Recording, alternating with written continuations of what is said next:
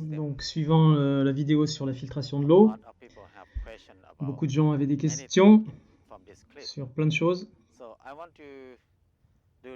Donc, je fais cette vidéo pour répondre à certaines de ces questions. Car moi, je peux pas taper et répondre à tout le monde.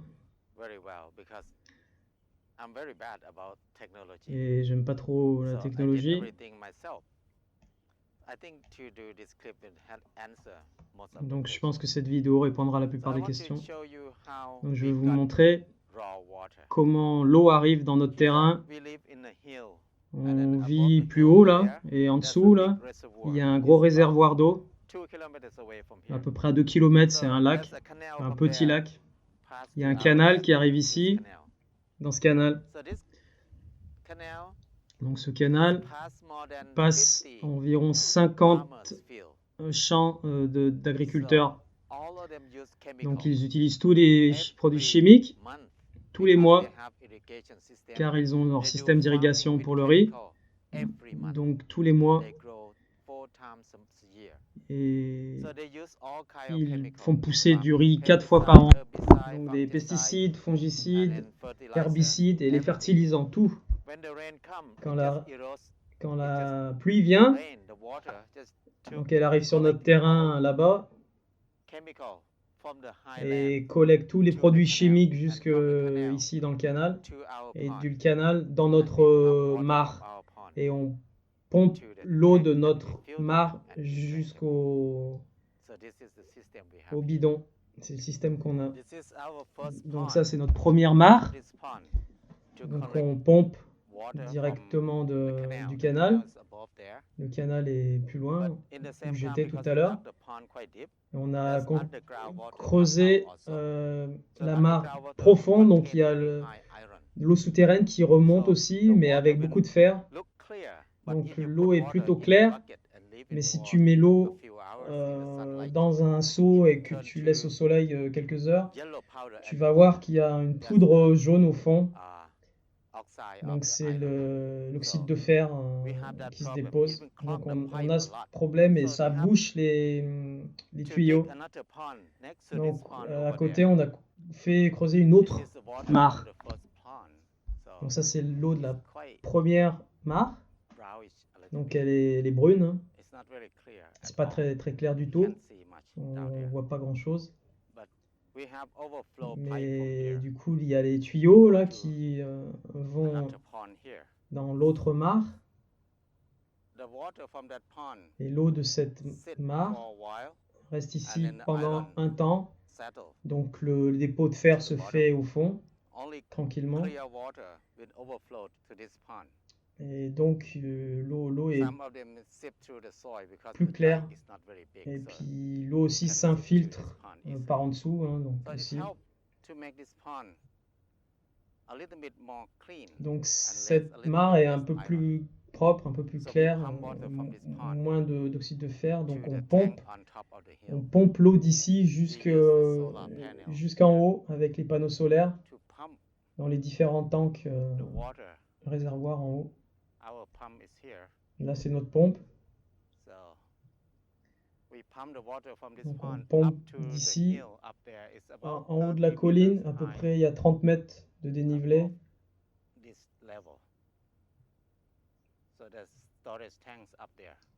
Et donc les réservoirs en haut, qui va montrer après. Donc ça, c'est toujours la première mare.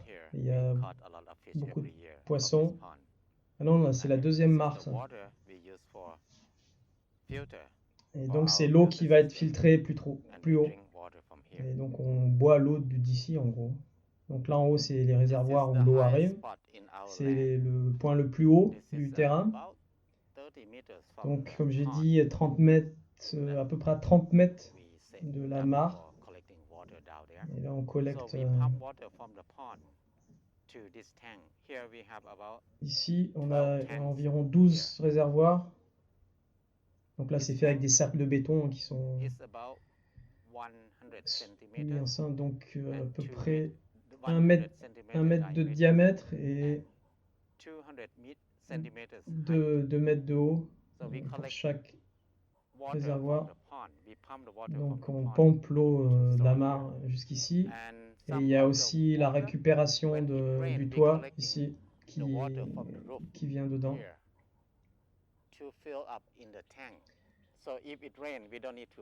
Donc comme ça, s'il pleut assez, on n'a pas besoin de pomper l'eau. Mais bon, quand il n'y a pas de pluie, hein, on pompe pour remplir le réservoir. Et donc depuis ces réservoirs, on nourrit tout le jardin. Et les WC là-bas aussi. Et de là, on arrive aussi à au système de filtration qui est un peu plus bas. Donc la gravité ici va nourrir tout le système d'irrigation et aller jusqu'à la filtration d'eau.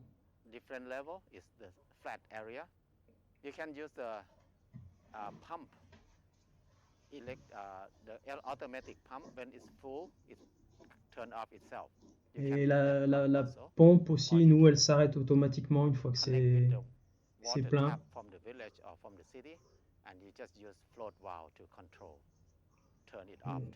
Donc tu peux, avec le flotteur, la valve et le flotteur, ils peuvent réguler comme ça. Donc là c'est le système de filtration original. C'est le premier qu'ils ont fait. Donc le diamètre, c'est toujours pareil, 1 mètre. Et là, ça fait à peu près 3 mètres de haut. Donc les 4 réservoirs. Donc gravier, sable, biochar et l'eau, le 4e. Ce système filtre 1000 litres par jour, ça suffit pour notre communauté. On vit ensemble à peu près 20 personnes, plus les gens qui viennent nous voir, qui visitent les formations, donc au moins 50 personnes par jour, tous les jours. Donc on a utilisé ce système depuis plus de 10 ans, même 14 ans je crois, jusque-là. On est super content. Car du coup, on fait des économies d'eau, on n'utilise pas d'eau dans les plastiques, hein, on n'achète pas l'eau. Et personne n'a de problème, l'eau est propre, personne n'est contaminé. Donc comment nettoyer le système? Une fois qu'on a fait le système, on l'utilise pendant 1 ou 2 ans. Mais spécifiquement, si l'eau a beaucoup de fer dedans, peut-être le premier réservoir, il faudra le nettoyer 1 fois par an. Et la technique, c'est juste d'arrêter l'entrée d'eau, et d'ouvrir la valve pour drainer les sédiments et toute la merde, car tout va aller au fond. L'eau monte en haut et le flot va de l'autre côté. Donc, il n'y a pas besoin de sortir les pierres, tout ça, c'est simple et ça dure très longtemps. Toute notre vie, on ne va pas le changer en fait. Donc, le deuxième, c'est le sable qui arrive en haut, donc, et ça ralentit beaucoup. Donc c'est en haut, ça peut être couvert de particules. Donc on arrête l'eau ici aussi et on mélange. On mélange.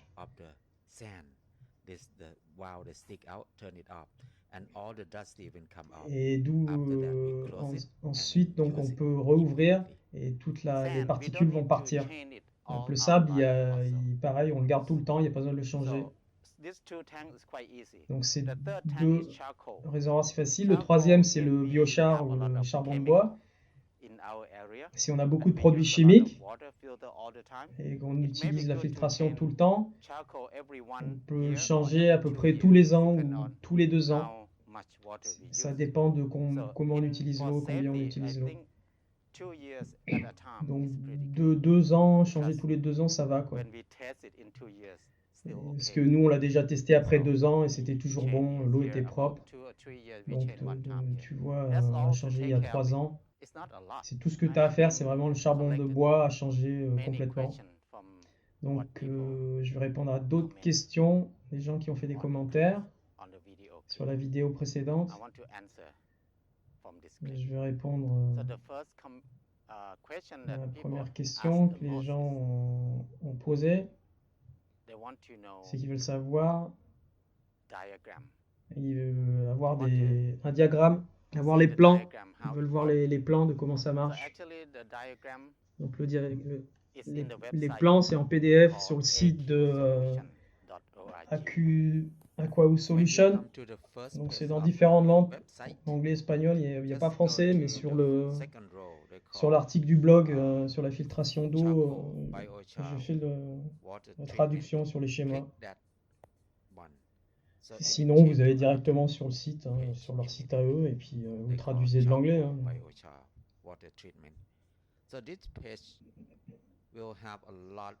Donc, et là, ça explique aussi il y a la vidéo pour faire le charbon de bois, qui sera aussi dans l'article, et c'est la troisième vidéo que je vais faire. Et là, sur la page d'Aquaous Solutions, il y a toutes les vidéos en anglais pour voir.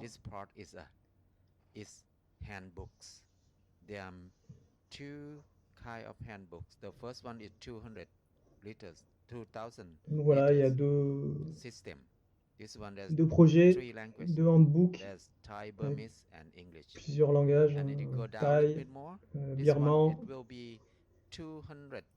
espagnol, laotien, anglais.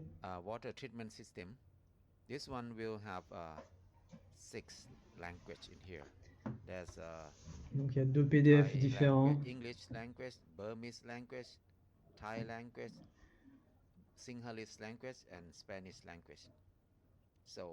Donc vous voyez les schémas. Donc ça c'est le site de l'ONG de Josh Kearns, qui a fait tous les tests sur l'eau.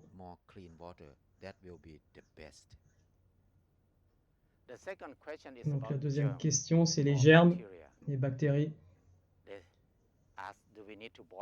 Là, est-ce qu'on doit bouillir l'eau?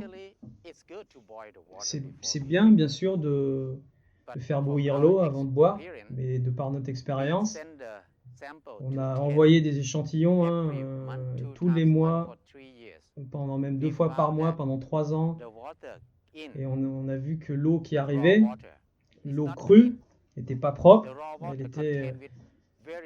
il y avait beaucoup d'herbicides, de pesticides, de fongicides et des fertilisants chimiques. On peut voir le Escherichia coli, la salmonelle aussi, ça a été testé pour beaucoup de choses. Donc c'est l'eau crue qui arrive dans notre système de filtration, mais quand elle sort, on a fait les tests, toujours pareil, c'est propre. Il n'y a aucun produit chimique, pas de bactéries, pas de salmonelle, pas de Escherichia coli. Donc pour nous ça va bien, pas besoin de la bouillir, on fait confiance aux tests. Ça fait 14 ans qu'on en boit, personne n'a eu de problème. Pour ceux qui ne font pas confiance, faites bouillir votre eau. Mais nous on l'utilise pour nettoyer, faire la vaisselle, pour cuisiner. Moi j'en ai bu, elle est super bonne leur eau. Donc on l'utilise. Donc pendant 14 ans, on n'a jamais eu un problème. Donc nous, on fait confiance à notre système. La question suivante, c'est l'eau salée. Est-ce que le système peut filtrer l'eau salée? Non. Non, on n'a pas de façon simple de le faire. C'est pareil avec le calcaire. Dans l'eau, on a du mal à filtrer. Mais même les systèmes de filtration commerciaux, ils ne peuvent pas filtrer plus de 50%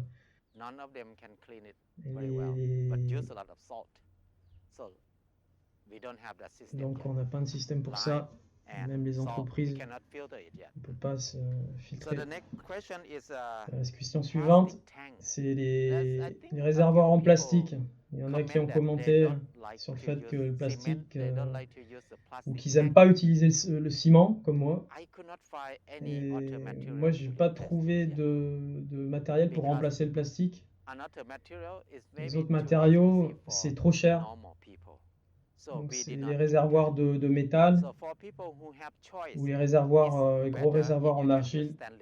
Donc, ouais, si vous avez de l'argent, achetez un réservoir en métal ou ces grosses jarres en terre cuite.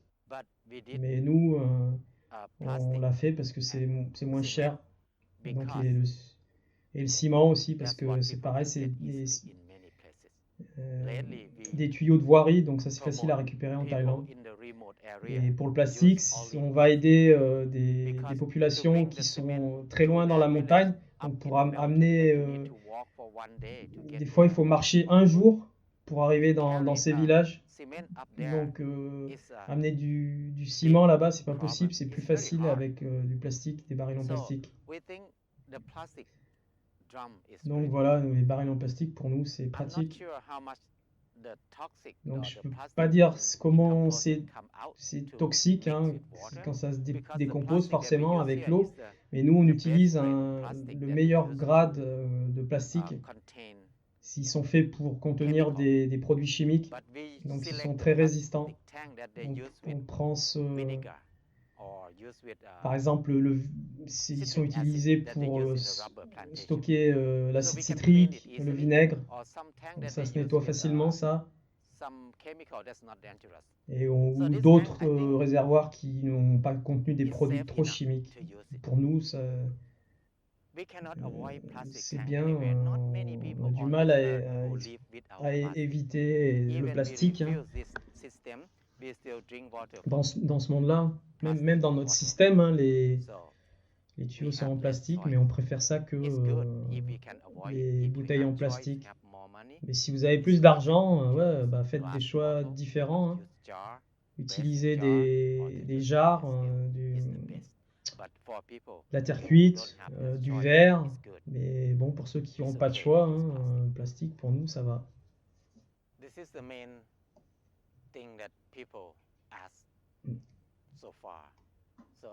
Donc voilà pour les questions principales. Ouais, j'espère que j'aurai répondu et que ça aidera les gens de comprendre mieux. L'idée, c'est qu'on ne veut pas que les gens copient ce qu'on fait. On veut que les gens comprennent l'idée et après ensuite qu'ils fassent leur propre système avec leurs propres besoins, leur propre matériel, ce qu'ils ont dans leur environnement. Donc nous, on a besoin d'aide hein, de vous, des autres, pour comprendre justement ces idées et nous aider à développer, le rendre plus facile, mieux et même moins cher. C'est bien pour tout le monde de partager ensuite tout cela. Donc c'est pas la fin de notre système de développement. On commence, on essaye, on fait. Et il faut rendre la vie plus facile. J'espère que vous pouvez nous aider à aider tout le monde.